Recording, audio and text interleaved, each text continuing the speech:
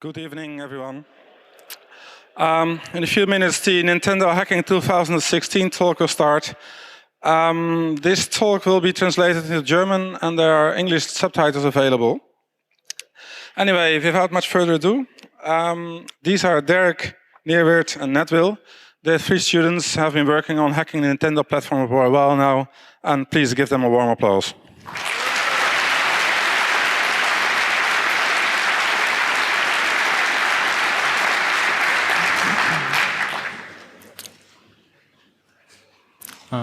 Hi guys. So we'll come to our talk about Nintendo Hacking 2016. Let me quickly introduce the other guys. This is Derek and that's Ned. And I think I can speak for all the three of us to say that I'm really happy that you guys are here today, and we are happy that we can be here today to tell you everything about what we did in the past 1.5 years, I guess. So I will start with the state of the Wii U. I hope a lot of you guys have seen Failoverflow's talk in 2013 about hacking the Wii U. Not much happened afterwards. Until 2015, there is a public WebKit exploit released. And about at this time, we started looking into the Wii U. And we wanted more access, right, than just user mode. Because there is also the kernel running on a PowerPC, and then there is this other ARM processor that runs iOS U. Also user mode and kernel mode. I'm not going to consider the user mode today, because I think the kernel exploits are just way more fun. So let's start with PowerPC kernel real quick. It has all standard basic security measures, though it doesn't have any ASLR, which makes our life easier. It has about 140 syscalls, and we don't really, we can't really name them from start, right? Kind of need to reverse it, but there's a nice thing. So the Wii U uses this RPL mechanism for dynamic libraries, and there's this really nice library, it's called coreinit.rpl, and it contains a lot of syscall shims and symbol names, so we can name all the syscalls straight away without much hassle. And it's important to note that all the syscalls use a safe copy-in, copy-out mechanism to get data from the user space into the kernel space. So you start reversing each syscall, and you start looking for bugs. And what we came up with at first is what we call IO-controlled vhacks, or why indirections are hard.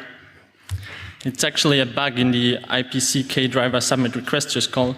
So what this syscall is used for is you want to submit requests from user mode to this other processor running, which I'm going to talk about later.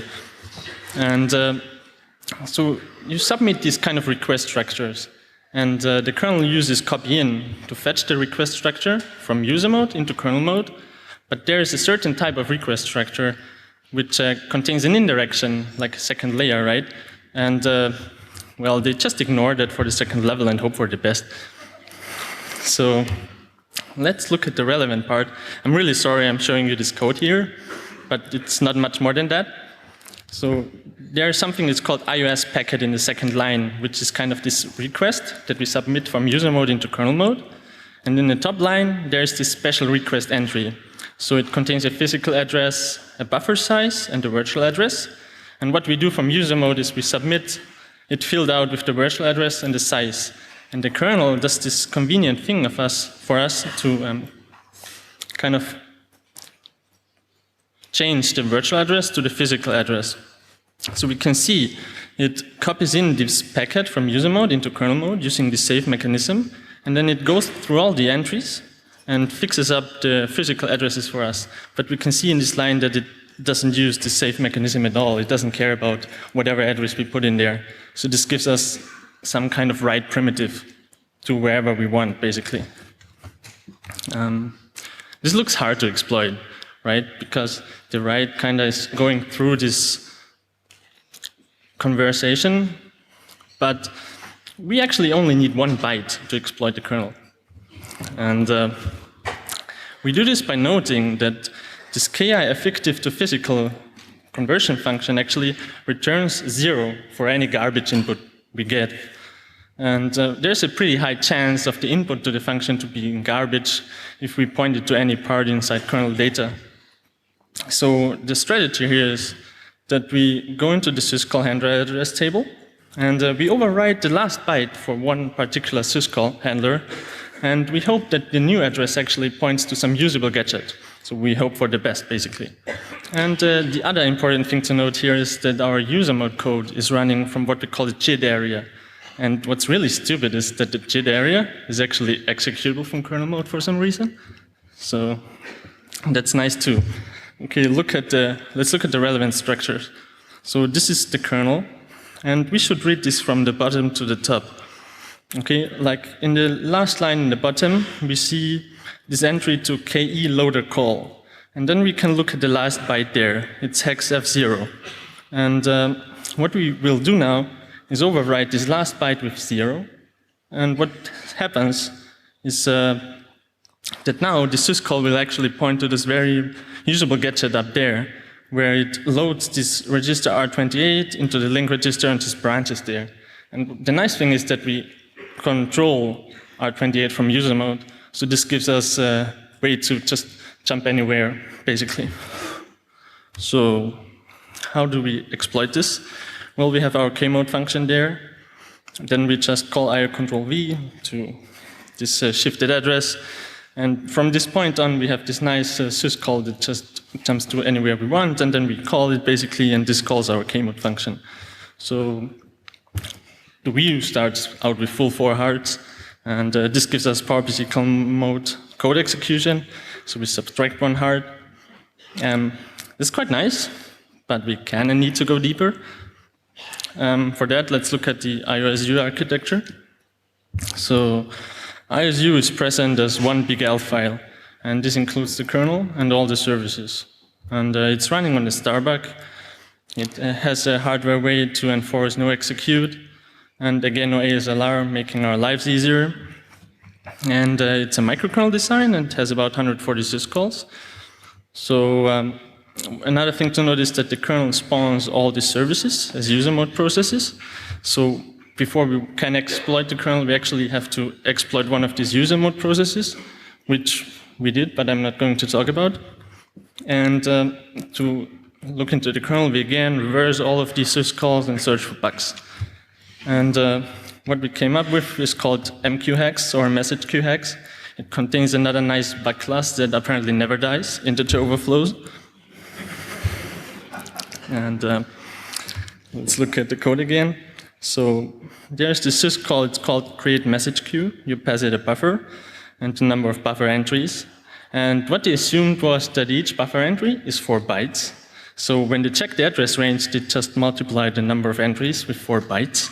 So does anyone see the integer overflow here? And the other nice thing is that they just use the number of entries for the maximum number of entries for the message queue. And our write primitive, again, is the send message syscall. So I told you about this hardware NX, right? So iOS should be enforcing that no executable memory is writable. And if you look at the kernel section flags, we actually see that kernel text is read execute and kernel data is read write. But these permissions are all lies, okay? So our exploit strategy, well, let's look at the relevant part of the IOSU kernel. So we see that kernel text starts at this lower address at hex 812. And conveniently for us, there is a syscall there. And the addresses before that are all valid. So we create a message queue starting at -8 bytes. And this magic hex 400 whatever 2 number. And from this point on, we just push 2 messages and then ARM instruction to branch R3. And what this does is it actually causes the start of the text section to be overwritten with branch to R3. And let's just look at the integer overflow, right? 4 times this value, truncated to 4 bytes, gives 8 bytes. So what the kernel thinks is that the message queue is only 8 bytes, but we can just push any messages we want. Okay? So this gives us iOS kernel mode execution. And the nice thing about this is that we actually have full control over the console now, right? So we can dump the console's OTP, which contains all the keys, except for boot 1, which we will coming back to later, because unfortunately the keys for boot 1 are locked out, as we've already seen. And Now we want to make everything persistent. So how do we do that? We find that title content is only verified at title install time, but never at boot time. Because at boot time, they only verify the title binary. So what you can do is you can actually start to mess with the metadata of titles and overwrite it. And what we did was to overwrite the ROM for a DS game, exploited the emulator, and got user mode code execution again. And another thing is the console contains this config file, which tells it into which title to boot. So what you can do is you overwrite the title ID with your modified DS emulator title, and the next time you start up the console, it actually boots into the exploited game, and yeah. So this gives us persistent code execution and cold boot with full control over the console whatsoever. So game over.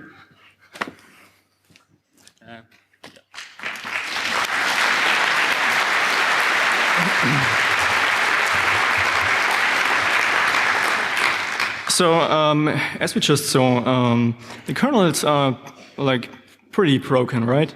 So what is missing? And I just copied this slide from Failoverflow's talk. As you can see, we are using the same default theme for our slides. And basically, the boot1 key, which is the second stage bootloader on Wii U, this key is still unknown, and they tried to get it somehow with some side channel attack thing, but I think it never worked. So it would be nice to get this key. And the first thing we did was to make a NAND tracer, so we can basically sniff all the traffic from between NAND and boot1 to see what boot1 reads from flash. And so we get some nice addresses, and we could compare this with the file system on this flash to see what file it is reading. And we also kind of messed around with some files on this file system, and we found out that boot1 actually parses a file that is called system.xml. And I don't know, it doesn't really feel safe to parse an XML file in such a really early boot process. I mean, there's a lot of stuff that could go wrong. So we tried to attack this. We tried some client exploitation stuff, but yeah, unfortunately it didn't really work. So let's try something else. So there's boot1, which of course boots this. Sorry, we've got boot0, and this boots boot1. And Failoverflow found out that this boot0, which is the boot ROM of the security processor, can be re-enabled again in virtual remote, and you can just dump it. So let's look at boot0, sorry. And we can see that it reads the boot1 key from OTP, and then it locks out boot1 key for error. And this happens really early. But it's basically kept in memory all the time until it's done, until it has launched a boot1 or just panicked. So this means that we have to exploit boot0 to get the boot1 key. And unfortunately, boot0 is pretty safe. It's kind of surprising because this is a Wii U. And basically, this gives us this question: how can you exploit something that has no bugs? So the answer is we have to introduce our own bugs. And we are doing this by using fault injection. And maybe you have heard of it already. It's basically you introduce an error into the device by glitching the clock or voltage, the reset line. You can also do electromagnetic fault injections. There are many ways. But basically what you want to get is a mutated instruction or an instruction skip or some corrupted registers. What you don't want is just a stupid lockup where it just crashes, and yeah, that's not really useful. So we want to glitch boot 0, and to do this, we have to find a nice target, like the weak spot of boot 0. So let's take a look what boot 0 does.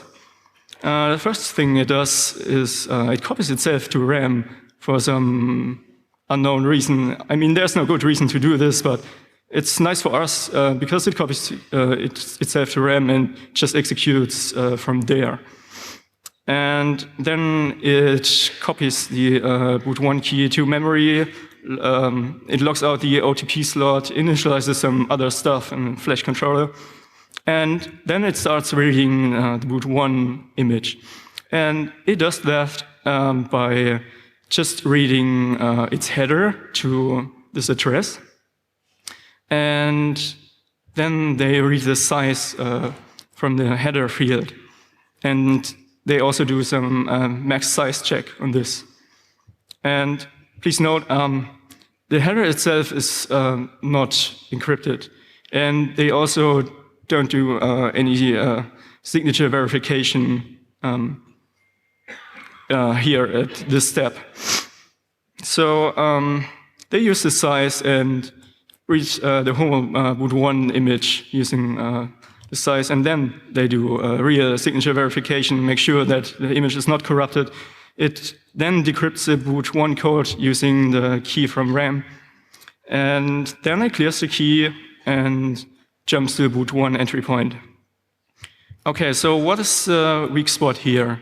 And I mean, if you look at this, you can pretty much already tell what it is. And of course, it's this size check. So what we can do is we can write our own modified version of boot1 to Flash with some really, really large size in the header. So it reads the header, and then it's supposed to do the size check. And this is exactly where we want to glitch it. And eventually, it will just skip the instruction or something else happens, and then basically the size check is bypassed. So when it's reading the boot1 image using this size, it will actually overflow the buffer. And we have some jump instructions at the end. So when it returns from the flash read function, it will eventually jump to our code. And this is actually boot 0 code execution.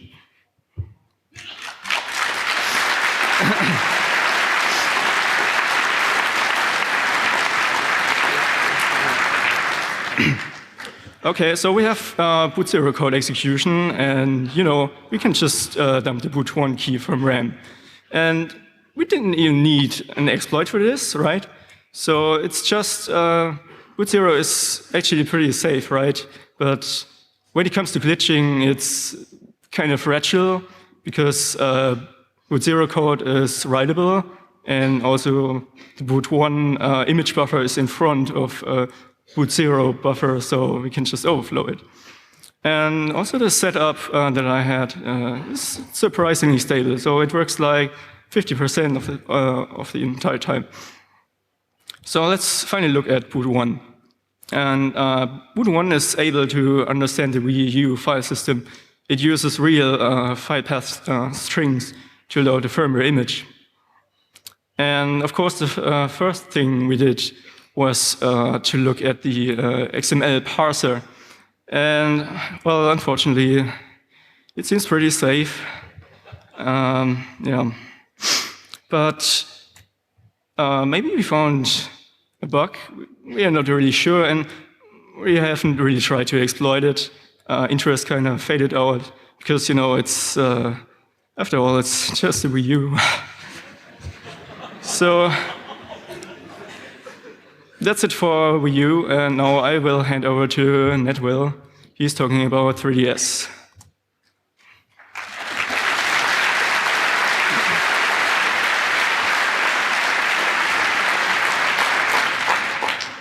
Hey everyone, I'm Ned. I started 3DS this year, and I'm basically a software person, so I'm going to be showing some of the homebrew side of 3DS, where that's at right now. So just to reiterate from last year, these guys broke userland kernel and security processor. They also broke the secret hardware key scrambler. And since then, Nintendo's been kind of mad about this. They released a lot of system updates. And they started a bug bounty program. So there's a lot of bugs getting patched, but because of the level of exploitation we got last year, it's actually really easy to find new bugs and new exploits. So what I want to emphasize here is that even though it's like a cat and mouse game, because we have so much control, we can exploit more difficult bugs on the latest firmware. So starting with user space, this is where all homebrew comes from. So already it's pretty good. Like this has always been a huge focus for the homebrew community because it's kind of where, user space is where you want to be running your own custom games, modifying stuff. So we have a bunch of game entry points and a bunch of browser exploits, but there's a couple limitations to these. And that's that game carts cost money, and they frequently are, the games that are exploited are usually somewhat rare and unusual, and so the price goes way up as demand soars. And for the browser, every time we release a new browser exploit, Nintendo can actually enforce that you're on the latest firmware, because before we fetch any web page, it'll check that the system's on the latest version. So they can kind of remotely cut off web browser exploits. So looking at this, I thought it might be fun to look at if any of the system titles could be exploitable as primary entry points. And I found something called sound hacks. So just the basic, the two probably most obvious things to look at are the image loader, because it's got JPEG parsing, and also the music player. But when I looked at the music player, I saw that they're parsing actually a lot of formats, and they even have their own custom playlist format. And if they make a single mistake anywhere, it's over. So then I was trying to compare with open source implementations. I didn't find any overlap. It seemed like everything was custom, so that was pretty promising. So over the course of about a month, I found a bunch of bugs, and I was trying to chain together little logical bugs, and it wasn't really working. And then I just found one that was really critical. So I'm going to demonstrate that here. So I actually studied MP3 for the whole month. MPEG was the last day. So I looked at it, and they actually malloc 256-byte buffer for the song name. And then when they go to load it, if they see a Unicode bomb marker, they just memcopy the thing. And that tag size is totally controlled. So, that's it. So, so this is pretty great, but it's a heap exploit, so it's a little tricky, but this is what it looks like. So we have our name chunk that we're about to overflow, and then I'm a CTF player, so I just put A's there. And then the next thing that happens is this gets freed. And so this victim chunk that we've overridden, it's actually the way the 3DS heap works. They actually track, they have a linked list of what things are currently allocated. So this gives us the classical heap on link arbitrary write. And so at this point, we have a 4-byte write, and we want to get ROP out of it. So we'll probably do a stack pivot. So I looked at the binary, and there's only one pivot gadget. And then I looked at the thumb pivots. There are actually a lot, but because this CPU was too old, it didn't support the wide instructions where all the pivots come up. So unfortunately, that one pivot instruction has some arithmetic conditions on it. Specifically, it was that in order to load all your registers from memory, the condition flags had to satisfy less than. And everywhere where we returned from the function, it had just checked that, like if this pointer is not null free, and so the comparisons wouldn't ever be satisfied because nothing's mapped up in the negative area. So, of course, CTF workarounds, we can still do this. So, overwrite the heap free list head with a stack address. And so on the next malloc, we just return that stack address and read into it. So there's a couple of constraints on this. And the first one's really normal. Like this is every pivot to stack heap thing. You have to make sure that you have a heap chunk on the stack. And luckily, this is actually pretty easy because all you need is a size followed by 2 null pointers representing next and previous. So when malloc goes to look there, it sees like this size is big enough, and then nothing else is in the queue, so we'll just return this. And then this worked. So we memcopy the next tag to the stack, and like we just specify that size, and malloc reads it in for us. And then from there, we're done because we can just do a little wrap chain where we memcopy the shellcode to the heap and then use an existing exploit, gspwn, which has been around for a long time, to overwrite the text section and jump there. So there's the first heart. So you can't really talk about Homebrew without also talking about kernel, because we want to get access to more syscalls. Like the 3DS actually sandboxes a lot of the syscalls away from you. And so as an attacker, well, your goal is to call some syscalls that are restricted. A really nice example would be you'd want to map some executable memory for like a JIT emulator. So it's kind of a tricky situation because you're inside the sandbox, you want to break out. You have to find bugs in like pretty restricted syscalls. So I looked at last year's talk here and like what had been done so far, and it seemed like there were a lot of attacks on the memory mapping. But I didn't see much about the sync primitives or anything related to use after free. And I had just got a pretty bad grade on my OS project because I had a lot of those. So I knew this is a good place to look. So I noticed a design flaw when I was reversing the ref counting. So it's not so much that they couldn't possibly get this right, but generally when you're designing an API, you want to make it really hard to abuse, and this is just not really true for how they do ref counting. So I'll go ahead and bring all these up. Yeah, so basically, whenever the user fetches a kernel object to perform some operation on it, meaning you call a syscall that does something using a kernel object, it does the correct incref and then decref for you. But I was looking at it and I was thinking, well, like a lot of times the kernel actually is using these objects internally to do stuff. So, I mean, I spoiled it, but like, I mean, it was like a week, I found like 3 use after frees, and they're all following the same pattern. The kernel is using an object internally without maintaining the reference count correctly. And then some people ask me like advice on kernel hacking, maybe like at home. I definitely recommend looking here. I'm sure that there's plenty more. So the one I'm going to talk about today is the timer object.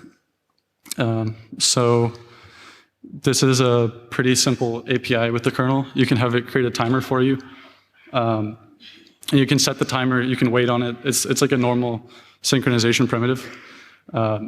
So like I said, I was looking for these use after frees. I saw this and I thought it's kind of interesting that this one called Pulse is here, because what's happening with this one is when you set the timer to pulse, like every period it's signaling everything that's waiting on it, and then it like resets itself, and then if you wait on it, the next period comes around, you signal again. And so I was thinking like it's definitely doing some stuff with this object internally that's like a bit more complicated than some of the other modes and the other kernel objects. So I looked at how they did the pulse, like, you know, every second, whatever, when it pulses, like what's actually getting executed. And if you look here, they do some pretty good locking, and then they signal. And then what happens here is basically when they signal, they go through and everyone that was waiting gets rescheduled, made runnable. And then at the end, they reset the timer state and just say like, okay, everyone that waits on this again has to wait for the next cycle. And then this also looks pretty good. Like they're locking the scheduler here. And this would work, but nothing's preventing you from just closing this from another core. So I have fast hacks, which is just 3 syscalls. That's it. That's the entire exploit. There's a lot of setup, which we'll get to. But you just create the timer, set it to run really fast, and then close the handle. And then if it was pulsing and you closed it, it'll use after free. So what's nice about this is if you lose the race, the timer is just unscheduled, you're fine. And then it actually happens quite often, and I didn't even really specifically try to win this too well. Like once it was within a second, I didn't worry, but those parameters are probably not optimal. So we should look at how do we exploit this. Basically, this is a little bit more complicated view of it. I'll show a diagram in a second. But this is like where the use after free actually happens. So like R7's pointing to my timer object, and then it was freed before we reached this chunk here. And then it's loading R7 to R0, loading something from that, and then branching to it. So that's like calling a use after free object. So this is pretty exploitable on the 3DS kernel because they use a slab heap to deal with allocating the objects. So this is the normal situation when that first timer is allocated. The vtable is pointing to the real ktimer vtable, and then it wants to call that timer reset function. It's totally fine, but when we free it, it actually that vtable pointer goes to the next freed timer object in the kernel. So it's actually interpreting that struct as a vtable. And what's nice is it actually overlaps with the initial timer value that we totally control. So it looks like, okay, we could just set the initial timer value, do this use after free, and we're just calling user space. That's what I thought, and then I realized it wasn't that easy. So because the race, because what's actually calling this is in a kernel thread, we actually can't guarantee that our user process is actually mapped in memory. And in fact, it's on a different core. So even if you open a process on the other core, like ran a thread there, you can't get more than 25% of the time, I think. So that's just super unstable. Also, because it's a kernel thread, we don't necessarily want to crash it. We don't like crashes in general, but this will just totally break everything if the timer sync thread dies. So as long as we return to a function, do something cleanly and return, it'll be fine. So it sounds like, okay, all we have to do is find some kernel function we can call, and we're done.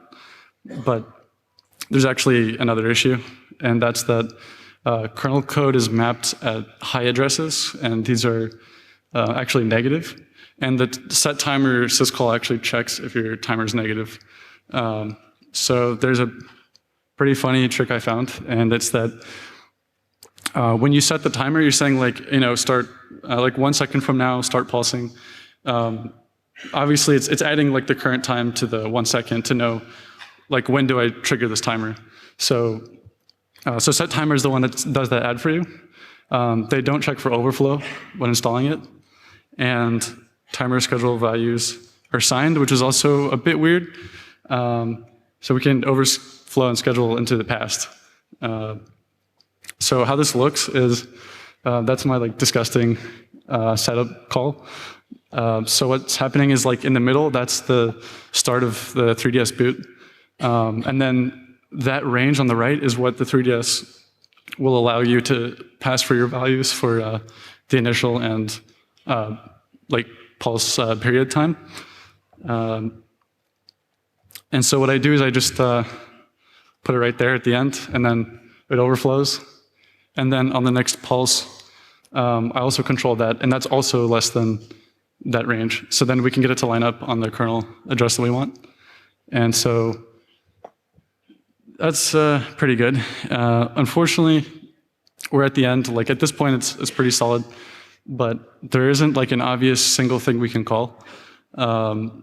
And it seems like, well, maybe you could race a bunch of times and call a bunch of different things in the kernel, and like, that's a decent amount of control. But because of all this weird negative scheduling stuff, it's actually pretty hard to do multiple calls. So I was trying to look for one thing that I can call that will give me control. And this is where it gets really tricky. So if we look at how the memory mapping on 3ds works, in user space, you can access the FCRAM, which is that first range up there. That's just where your heap goes there. And then the kernel also has a view of this heap. It's a shared mapping, so if we can write one of those, something in that range, into the free pointer and allocate it, it actually ends up in something we can see as the user. So then I noticed this. This is actually a common instruction prefix in ARM. So I jumped here, and at this point, like we just did a C++ view table call on the useAfterFree thing with one argument. So this means that R0 contains the address of the object, and R1 contains the address of where we just jumped to. So that like B65C is where R1's pointing. So this is actually like some random linked list lookup function, but it's actually looking down to that add instruction and loading it to R1, and then we write that to the object. And so at this point, it looks like this. It's pointing to something in user space, and then we just alloc 2 times. We can look in user space, oh, they put the object there. You control the vtable, and from there, it's pretty much standard, straightforward thing. So there we go. Got full ARM11 user space and kernel. And this is almost game over. One more time.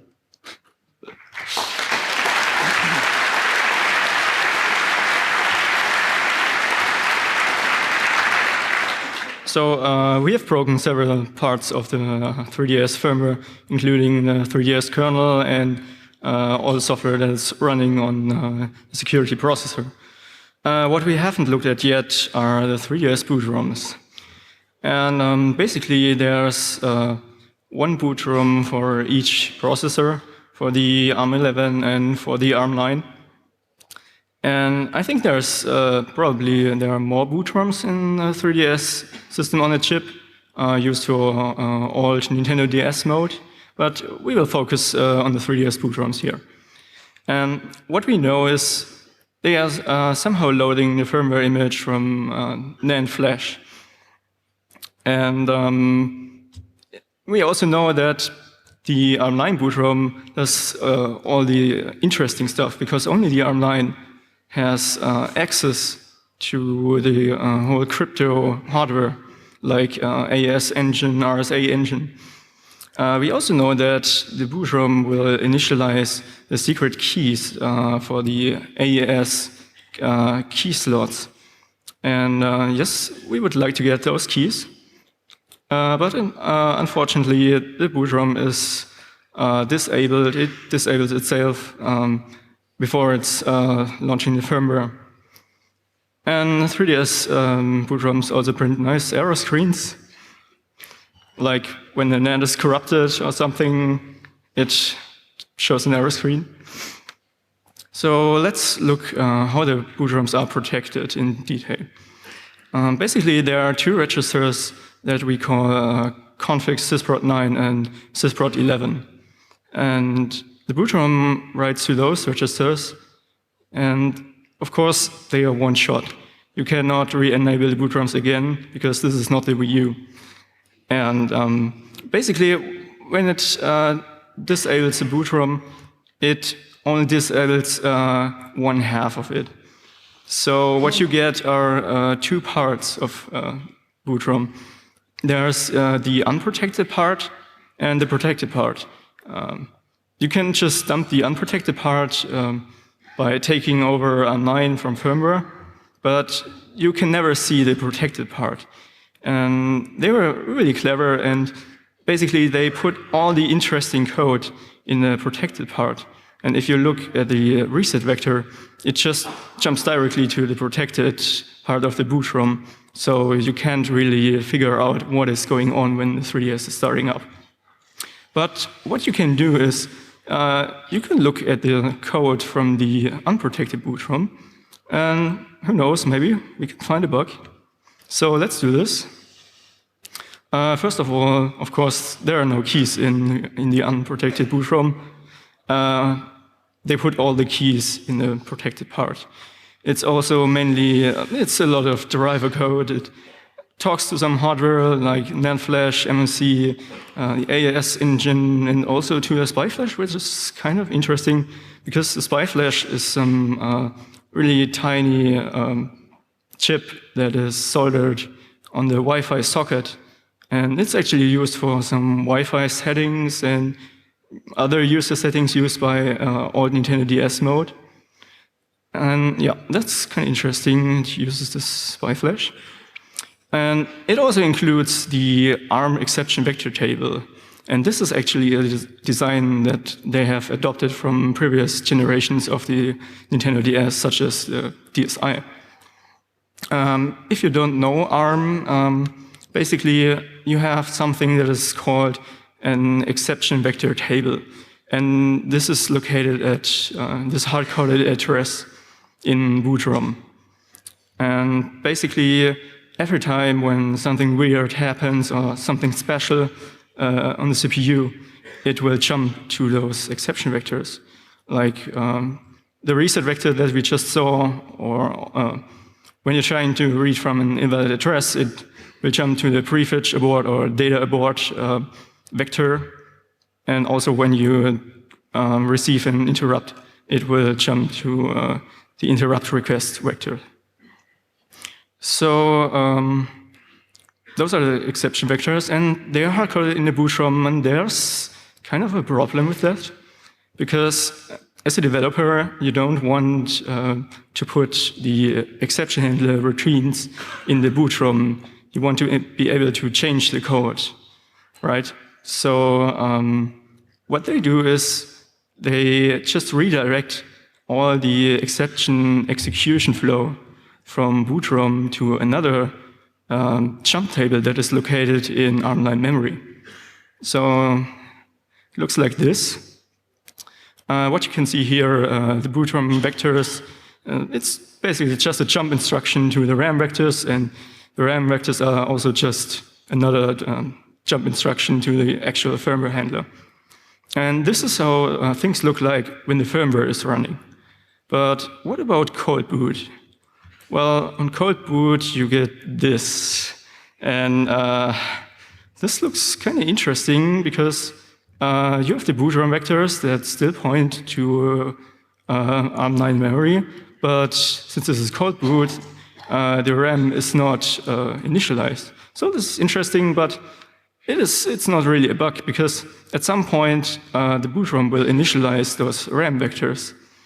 So, but let's cheat a little bit here and say, let's just assume we could somehow trigger a really early exception, even before the boot ROM is able to initialize the RAM vectors. Well, probably it would just crash, because on an exception, it would just jump to uninitialized memory, and there's probably no valid instruction there. So this is not very useful, but there's a really nice hardware flaw, and we found this by just writing to some memory reboot and see what happened. And basically, we found out that some RAM is actually not cleared on reboot. And this also includes ARM9. So the basic idea is we can set up some custom exception vectors in RAM that redirect execution flow to some dumper code. So when we reboot, we get this. And this is really interesting because if you look at this, this means all we need to do now is trigger a really early exception, and then the boot ROM will jump to our dumper code. So how can we trigger an exception? Well, if you look at the exception vector table again, there are some exceptions that we can trigger, like because they are hard-coded, like reset, and they won't jump to online memory. And you also can't use the interrupt vector because interrupts are disabled on reset, and yeah, this won't work. So what is left is these three interesting exceptions. And if you look at those, they normally don't happen, right? Undefined instruction is really rare, and it shouldn't happen. So I don't know, but this reminds me kind of it's a really nice use case for doing fault injection again, because you can corrupt registers and get mutated instructions, so it's really likely that it will trigger an exception. So this is the vector glitch hack. Basically, we set up some vectors in RAM, trigger reboot, then do some glitching magic, and then we reset again and let it boot up normally. And hopefully, the dumper code got executed and just wrote a copy of the boot ROM in memory, so we can just dump it. All this stuff is not very stable, but it works for me.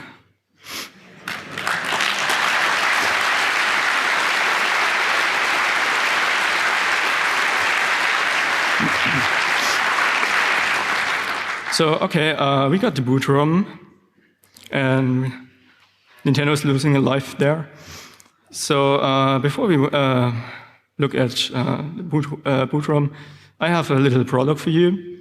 And basically, in early 2014, an FCC document became public. There it is. And basically, it says that Nintendo has changed the CPU of the Nintendo 2DS. And there's one really interesting sentence that basically says they've changed the security function of the initial program loader that is installed in each model. So the initial program loader is probably the boot ROM, so obviously there must be some really huge bug in the boot ROM, right? So let's look at the boot ROM. Basically, there are some boot methods. You can boot from NAND, that's what it normally does, but alternatively, you can also boot from SPI Flash, which is a Wi-Fi flash, and it will only boot firmware images that are signed and encrypted. There's no freaky development backdoor that we can exploit. It also uses two different set of keys for NAND and non-NAND boot methods, and also for Rita in dev mode. So even when stuff gets leaked, you cannot use it on your Rita console. So let's do a small boot walkthrough. It's pretty straightforward, actually. So the first thing it does is it selects a boot device, then it loads the firmware header and the RSA signature from it. It's just one block. And then it hashes the header and extracts the hash from the signature and compares it. So basically, basic signature verification, header verification. And then it assumes, the header is safe, and then it starts loading the firmware sections. And the firmware image is a pretty simple format. Like you have some entries in the header that tells you, okay, take the data from this offset, and there's a section with this size loaded to that address. It's pretty simple. So we know from Nintendo's past that they like to mess up RSA signature checks. So let's look at how RSA is done on 3DS. So for the 3DS firmware, they're using RSA signatures in the PKCS standard. PKCS is basically a bunch of standards that tell you how your signatures have to look like. And they are using the 2048-bit version of RSA, which is safe. And in the signature, you have the SHA-2 hash. And this is encoded using ASN1. And ASN1, it's some really complex structure. It's basically, it's similar to the MP3 structure. So you have little chunks of data, and those chunks have little headers, and the headers have tag bytes and length bytes. And basically, this ASN1 stuff is used to tell the parser which hashing algorithm is used. And, well, since the SHA-2 hash is only 20 hex bytes in size, you have some remaining space in the signature that you have to fill. And PKCS says you need a padding, and this padding should be deterministic. It should only contain FF bytes. So when you're trying to forge signatures, it's really difficult because of this padding that is really long. And when you compare the signatures of different firmware images, you will actually notice that only the hash will change. The rest of the data is always the same for all signatures. But, well, for some reason, they decided to write a signature parser for this stuff. So what you get now is RSA the Nintendo way again. So the first thing it does is it tries to parse the padding, and this parser is totally messed up. Like, there's a flag byte that tells you if the padding should be checked, and if it's 1, then it is checked. It should be all FF bytes. But if it's 2, then it will just skip the padding.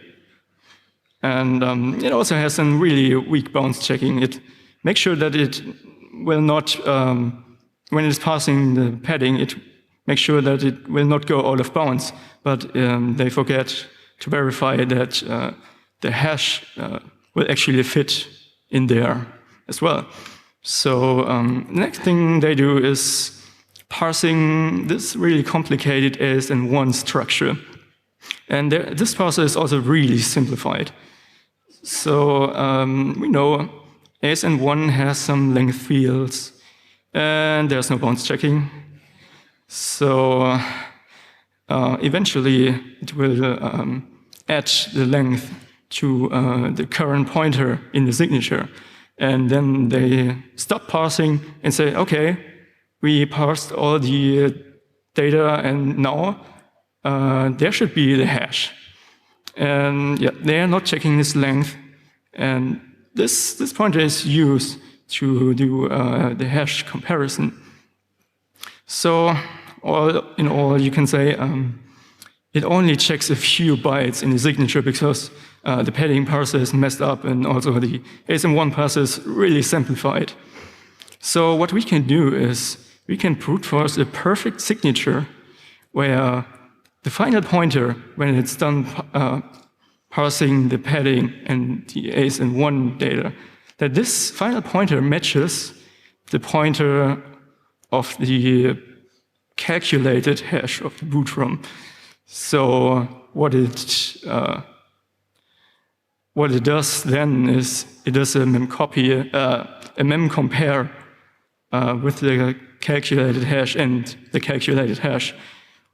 Like, and this never fails, right? So it will always succeed, and this is SIGHAX.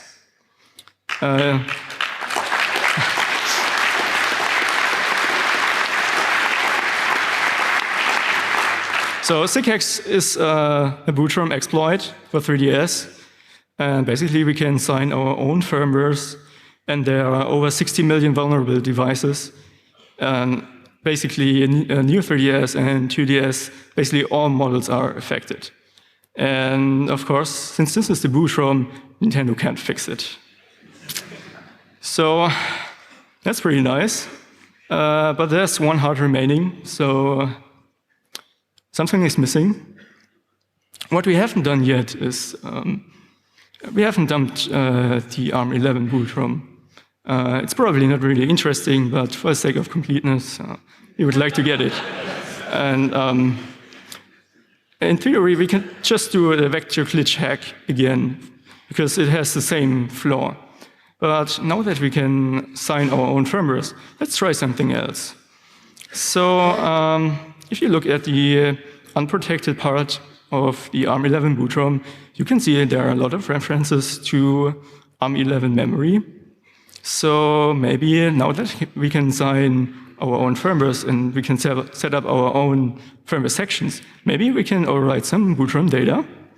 So, but the boot ROM developers were kind of clever, and the ARM9 boot ROM checks the firmware sections, and they have some kind of blacklist. And unfortunately, you can't just overwrite boot 9 data sections. But for some reason, they forgot to blacklist all the boot 11 data regions. So you can just overwrite boot 11 stack or the exception vectors, and well, you can dump the ARM11 boot ROM.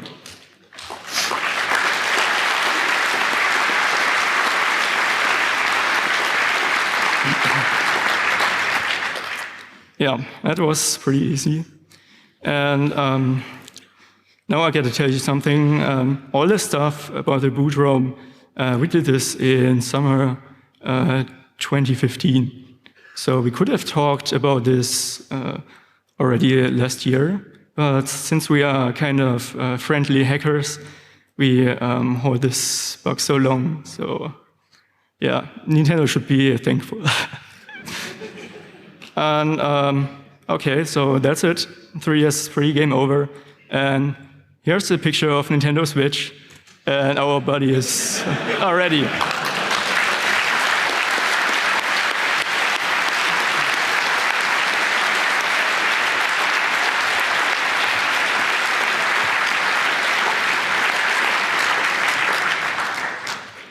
Thank you very much. There's about 5 minutes left for questions. Are there any questions from the internet? Oh, None? hello. Okay. Yes, there's actually one question from the internet, and that is, the internet wants to know if we can get DSP code execution maybe sometime soon. Can you repeat the question? Yeah. It's very hard to understand here. Okay. The internet wants to know if we can get DSP code execution.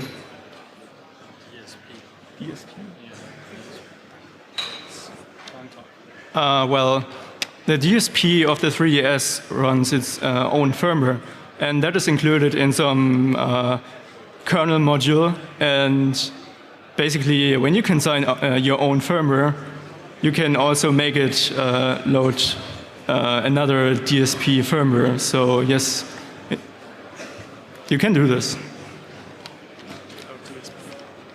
Okay, people who are leaving, please do so quietly, and people entering also please do so quietly. There was a question on microphone 3, I think, but no longer. Okay. Does the internet have more questions? Yes, it does. The internet wants to know if you or how you glitched the Wii U to get execution. Well, I don't want to reveal how I did it in detail, but there are some basic fault injection attacks, and my setup was, I think, kind of complicated. You had to modify a lot of stuff on the Wii U mainboard to get it work. So I guess you have to figure it out yourself, sorry. Okay, there's a question upstairs, microphone 5, I think. 7, but it's okay. Yeah, well, you said that you broke all the 2DS, but actually you showed that the 2DS changed in the boot process. So did you verify that that worked for the first version as well? Yes. So the new 3DS was released after the 2DS, and the new 3DS is also vulnerable. And basically, all the Nintendo 2DS consoles are also vulnerable as well. Yes, we did verify this, and we don't really know what this FCC document is about. We got some really new 2DS from the store. And basically there's no difference for the boot ROM at all. So yes, everything is vulnerable. Nice to know. Thanks. Okay.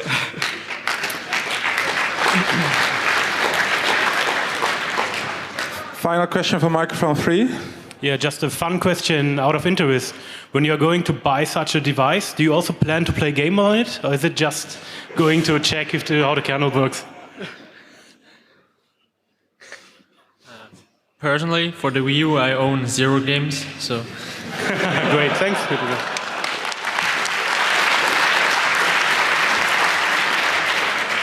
I also didn't pirate any, so I never played a game on my Wii U.